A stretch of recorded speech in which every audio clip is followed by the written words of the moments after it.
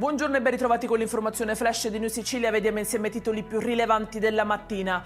C'è anche un po' di Sicilia in queste giornate di delicato silenzio, con la protezione civile siciliana in cammino verso Roma per dare assistenza a tutti i pellegrini riuniti per la scomparsa del pontefice.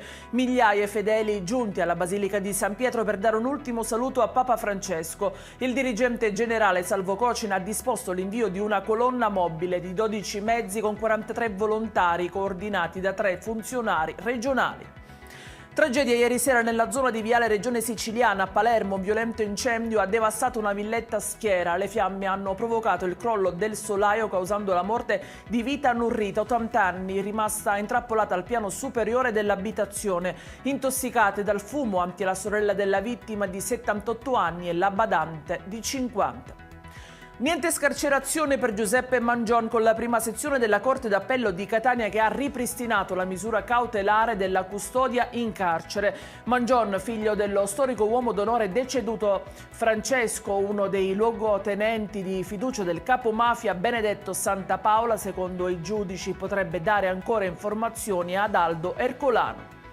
È di ben 1,3 milioni di euro il valore del maxi sequestro eseguito dalla Finanza ai danni di Giuseppe Scarvagliere e Salvatore Calcagno, in arte Pippo Zoppo e Ballallà. I due sono figure di spicco del clan Scalisi di Adrano legato ai Laudani. 11 stalle abusive, animali maltrattati e una multa da oltre 35.000 euro è il risultato del blitz eseguito dagli agenti di Catania sul quartiere San Cristoforo per colpire il giro delle corse clandestine di cavalli, trovati anche animali malnutriti e persino lasciati senza cibo e acqua.